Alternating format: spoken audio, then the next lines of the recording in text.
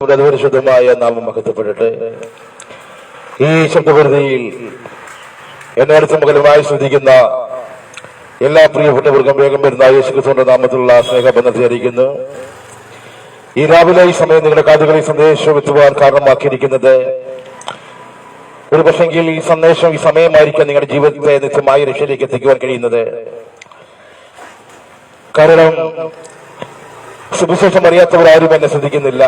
എല്ലാ മനുഷ്യരും സുവിശേഷം അറിയുന്നവരെങ്കിലും പിന്നെയും ഇതുപോലെ പരസ്യമായ ശുശ്രൂഷകൾ നിങ്ങൾ കേൾക്കുവാൻ കാരണമാക്കിയിരിക്കുന്നത് വിശുദ്ധ വേദപുസ്തകം എബ്രായർക്കെഴുതിയ ലേഖനം 19 27 വാക്യത്തിൽ ഒരിക്കൽ മരണവും പിന്നീട് ന്യായവിധിയും ദൈവം മനുഷ്യൻ നിയമിച്ചു വെച്ചിരിക്കുന്നെന്നുള്ള തിരുവചനത്തിന്റെ അടിസ്ഥാനത്തിൽ മാത്രമാണ് സന്ദേശവുമായി ഇവിടെ വരുവാൻ കാരണമാക്കിയിരിക്കുന്നത്. ഒരു പാപിയെങ്കിലും മാനസാന്തരപ്പെട്ടാൽ സ്വർഗം അത്യധികമായി സന്തോഷിക്കുമെന്നുള്ള തിരുവചനത്തിന്റെ നിവർത്തീകരണ സമയമാണ് എന്നുള്ള വിശ്വാസത്തിൽ ഉറപ്പിലുമാണ് ഈ സന്ദേശവുമായി ഇവിടെ എത്തുവാൻ കാരണമാക്കിയത്. ഒരു കാലഘട്ടത്തിൽ ഇതുപോലുള്ള സുവിശേഷ സന്ദേശങ്ങൾ കളിയാക്കി നിന്ദിക്കാൻ കല്ലെറിയിച്ചു വരുന്ന ആളായിരുന്നു ഞാനും. സുവിശേഷം എന്നാൽ മതം മാറ്റുന്ന പ്രചരണമെന്നും പണമുണ്ടാക്കുന്ന മാർഗമെന്നും കണ്ടുകൊണ്ട് ഇതിനെ ശക്തമായി എതിർക്കുകയും അവഹേളിക്കുകയും ചെയ്തിരുന്ന ഞങ്ങളൊക്കെ ഇന്ന് വഴിയോരങ്ങളിൽ തെരുവോരങ്ങളിൽ സന്ദേശം അറിയിക്കുവാൻ കാരണമാക്കിയിരിക്കുന്നത് നമ്മെ വിടുവിക്കുന്നതിന് കഴിയാത്തത് കൊണ്ടും നിത്യജീവൻ നൽകുവാൻ വന്ന യേശുക്രിസ്തുവിലൂടെ മാത്രമേ നമുക്ക് നിത്യമായ ജീവനിൽ കടന്നു പോകാൻ കഴിയുന്നുള്ള സത്യം അറിഞ്ഞതുകൊണ്ടും ആ സത്യം ഞങ്ങളെ സ്വതന്ത്രമാക്കിയത് കൊണ്ട് മാത്രമാണ്. എന്റെ പേര് അജികുമാർ എന്നാണ്. ഒരു ഹിന്ദു കുടുംബത്തിൽ ജനിക്കുകയും യേശുക്രിസ്തു ദൈവമല്ല എന്ന് പഠിപ്പിക്കുന്ന സംഘടനയിൽ പ്രവർത്തിക്കുകയും ചെയ്തിരുന്ന ഒരാളായിരുന്നു.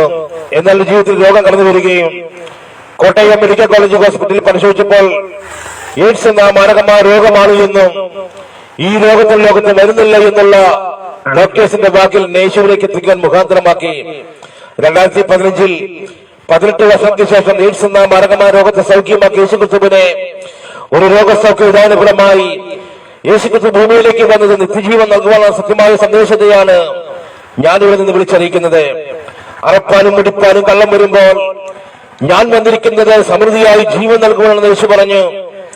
എവിടെയാണ് സമൃദ്ധിയായ ഒരു ജീവിതം? ഒരു മനുഷ്യന്റെ ആയുസ് ഏറിയാൽ 70 അല്ലെങ്കിൽ 80 വർഷക്കാലം തന്നിരിക്കുമ്പോൾ ഈ 80 വർഷക്കാലം കൂടി ജീവിച്ചു തീർക്കുന്ന നല്ല സമൃദ്ധിയായ ജീവിതം. ദൈവത്തോട് കൂടി നിത്യമായ രണ്ടാം ജീവിതവും ദൈവമില്ലാത്ത നിത്യമായ രണ്ടാം മരണവും നമ്മെ കാത്തു നിൽക്കുന്നതിനാൽ ആ മരണത്തിലേക്ക് ഒരു മനുഷ്യൻ പോലെ ചെന്നെത്തില്ല എന്നുള്ള ദൈവികമായ ആഗ്രഹമാണ് സകല സൃഷ്ടിയോട് സുവിശേഷം അറിയിക്കണമെന്നുള്ള ദൈവത്തിന്റെ കൽപ്പനയാണ് ഈ സന്ദേശം നിങ്ങൾ കേൾക്കുവാൻ കാരണമാക്കിയിരിക്കുന്നത്. എന്താണ് സുവിശേഷം? സുവിശേഷം എന്നാൽ മതം മാറ്റുന്ന പ്രചരണമെന്നും പണമുണ്ടാക്കുന്ന മാർഗമെന്ന് പറഞ്ഞുകൊണ്ട് ഇതിനെ കളിയാക്കി നിന്ദിക്ക് ചെയ്യുമ്പോൾ സുവിശേഷം എന്നാൽ ഒരു വ്യക്തിയാണ്. അത് കർത്താവായ യേശുക്രിസ്തുവാണ്. ധന്യനായ പൗലോസ് പറയുന്നു, ദാവീദിന്റെ സന്തതിയായി ജനിച്ച് മരിച്ചു അടക്കപ്പെട്ട് ഉയർത്തെടുക്കുന്ന യേശുക്രിസ്തുവിനെ ഓർത്തുകൊള്ളുവീൻ, അതാകുന്നു എന്റെ സുവിശേഷം എന്ന്. ഈ സുവിശേഷം എവിടെയെല്ലാം എത്തിയിട്ടുണ്ടോ, ആരെല്ലാം സുവിശേഷം ഏറ്റെടുത്തിട്ടുണ്ടോ അവിടെയെല്ലാം വെളിച്ചം കൊണ്ടാണ് വന്നിട്ടുണ്ട്.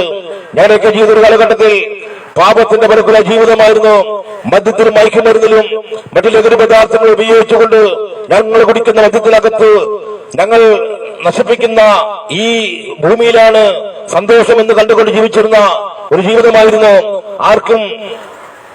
ആരും പറഞ്ഞ് കേൾക്കാതെ വെള്ളം, ആരെയും അനുസരിക്കാതെ വെള്ളം ഞങ്ങളുടെ ജീവിതത്തെ കൊണ്ടുപോയപ്പോൾ ഞങ്ങളെ തേടി വന്ന സുവിശേഷമാണ്, ഞങ്ങളെ രൂപാന്തരപ്പെടുന്ന സുവിശേഷമാണ്. അതുകൊണ്ടാണ് ഞങ്ങൾ കിട്ടുന്ന സമയങ്ങളൊക്കെ വഴിയോരങ്ങൾ തെരുവോരങ്ങൾ വിളിച്ചു പറയുന്നത് മറ്റൊരുത്തരും രക്ഷയില്ല, രക്ഷിക്കപ്പെടുവാൻ ആകാശത്തിന്റെ കീഴിൽ മനുഷ്യരുടെ നൽകപ്പെട്ട ഒരേ ഒരു നാമമേ ഉള്ളൂ, അത് ഞങ്ങൾ ഉയർത്തുന്ന കർത്താവായ യേശുക്രിസ്തുവിന്റെ നാമമാണ്. ഈ നാമത്തിന്റെ മുന്നിൽ എല്ലാ മുഴങ്കാലും വഴങ്ങും, എല്ലാ നാമം പാടും യേശു മാത്രം കർത്താവെന്ന്. നിത്യമായ ഒരു ജീവനിലേക്ക് നാം കടന്നു പോകണമെന്നുണ്ടെങ്കിൽ പാപത്തിൽ നിന്ന് മോചനം പ്രാപിക്കണം. മനുഷ്യൻ ജന്മം കൊണ്ടും കർമ്മം കൊണ്ടും പാപിയായി ഭൂമി ജീവിക്കുമ്പോൾ പാപത്തിന് പരിഹാരമായി അന്നദാനം കൊടുക്കുകയും വീട് വെച്ച് കൊടുക്കുകയും പാപപ്പെട്ട കുഞ്ഞുങ്ങളെ പഠിപ്പിക്കുകയും ചെയ്യുമ്പോൾ തനിതുവരെ ചെയ്തിരുന്ന സകല പാപവും മാറ്റി എന്ന് വിശ്വസിക്കുന്ന ഒരുപാട് ആളുകളുണ്ട്. എന്നാൽ ഈ ഭൂമി നാം എന്തെല്ലാം ചെയ്താലും എന്തെല്ലാം കൊടുത്താലും മനുഷ്യന്റെ പാപത്തെ മാറ്റുവാൻ കഴിയുന്നില്ല. പാപമോചനവും വീണ്ടെടുപ്പും അത് കർത്താവായ യേശുക്രിസ്തുവിൽ മാത്രമാണ്. അവന്റെ രക്തം സകല പാപവും നമ്മെ ശുദ്ധീകരിക്കുന്ന പുണ്യ രക്തമായിരിക്കുന്നതിനാൽ ആ രക്തത്തിലുള്ള മനുഷ്യന്റെ പാപത്തെ മാറ്റാൻ കഴിയില്ല എന്നുള്ള സത്യ സുവിശേഷമാണ് ഞാൻ ഇന്ന് രാവിലെ ഈ കാലം ഈ സ്ഥലത്ത് നിന്ന് വിളിച്ചറിയിക്കുന്നത്.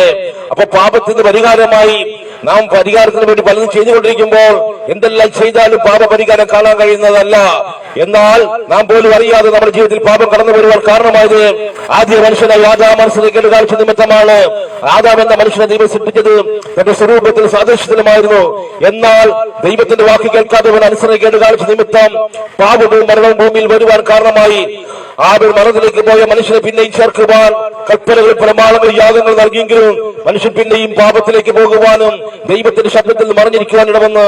അതെ, ഇന്നും സുവിശേഷ സന്ദേശങ്ങളിൽ നിന്നും ദൈവത്തിന്റെ സന്ദേശത്തിൽ നിന്നും മനുഷ്യൻ മറിഞ്ഞിരിക്കുമ്പോൾ വേദപുസ്തകം വ്യക്തമായി പറയുന്നു, ഞാൻ വാതിക്കൽ നിന്നും മുട്ടുന്ന ആരെങ്കിലും എന്റെ ശബ്ദം കേട്ട് വാതിൽ തുറന്നാൽ ഞാൻ അവനോട് കിട്ടുന്ന അവളുടെ കൂടെയും അവൻ എന്നോട് കൂടെ അത്താഴം കഴിക്കുമെന്നുള്ളത്.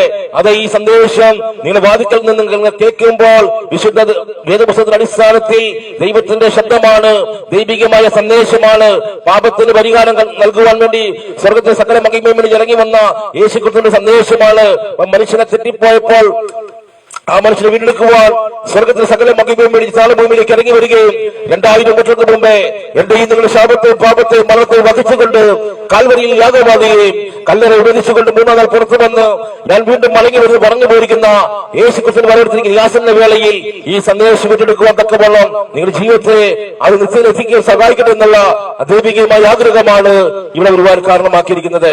നമുക്കായി തന്നിരിക്കുന്ന രക്ഷയുണ്ട്. എന്താണ് രക്ഷ? യോഹന്നാന്റെ സുവിശേഷം 3-ാം അധ്യായത്തിന്റെ 16-ാം വാക്യത്തിൽ തന്റെ ഏകജാതനായ പുത്രനിൽ വിശ്വസിക്കുന്ന ഏവനും നശിച്ചു പോകാതെ നിത്യജീവൻ പ്രാപിക്കേണ്ടതിന് അവന് നൽകുവാൻ തക്കവണ്ണം ദൈവലോകത്തെ സ്നേഹിച്ച സ്നേഹമാണ് 2000 വർഷങ്ങൾക്ക് മുമ്പേ നമുക്ക് വേണ്ടി കാൽവരി ചൊരിഞ്ഞ ആ രക്തം. ആ രക്തത്തിലൂടെ മാത്രമേ മനുഷ്യന്റെ പാപത്തെ ശുദ്ധീകരിച്ച് മാറ്റുവാൻ കഴിയത്തുള്ളൂ. അതെ, യേശുക്രിസ്തുവിന്റെ വരവറിച്ചിരിക്കുന്ന യാസന വേളയിൽ ഈ സുവിശേഷം ഏറ്റെടുത്തുകൊണ്ട് ഒരു പാപിയായ മനുഷ്യനാണെന്ന് തോന്നുകയാണെന്നുണ്ടെങ്കിൽ നിങ്ങൾ പാപത്തെ കടിച്ചു വെപ്പാണെങ്കിലും അതിന് ഹിമം പോലെ വെളുപ്പിക്കുന്ന ഒരു നല്ല കർത്താവുണ്ട്. അതെ, പാപത്തെ മാറ്റുവാൻ ഒന്നും കൊടുക്കേണ്ട ആവശ്യമില്ല, എവിടെയും അലയേണ്ട ആവശ്യമില്ല. ആയിരിക്കുന്ന സ്ഥലത്ത് കൊണ്ട് ഒരു പാപിയായി മനുഷ്യനാണെന്ന് തോന്നുകയാണെന്നുണ്ടെങ്കിൽ ഇങ്ങനെ പാപത്തെ ഏറ്റു പറഞ്ഞു കഴിഞ്ഞാൽ പാപത്തെ വെറുത്തുകൊണ്ട് പാപിയെ സ്നേഹിക്കുന്ന ഒരു നല്ല യേശുവുണ്ട്. അതെ, യേശുക്രിസ്തു മടങ്ങി വരാൻ പോകുകയാണ്. ജീവന്റെ പുസ്തകത്തിൽ പേര് കടന്ന ഏവരെയും തീപ്പൊയ്ക്ക് തള്ളിയിടുവാൻ വേണ്ടി യേശുക്രിസ്തു മടങ്ങി വരാൻ പോവുകയാണ്. അതിനു മുന്നായി ഈ സന്ദേശം ഏറ്റെടുക്കാൻ തക്കവണ്ണം സർവശക്തനായ ദൈവത്തിന്റെ ആ സ്നേഹം നിങ്ങളുടെ മേൽ വന്നതുകൊണ്ട് മാത്രമാണ്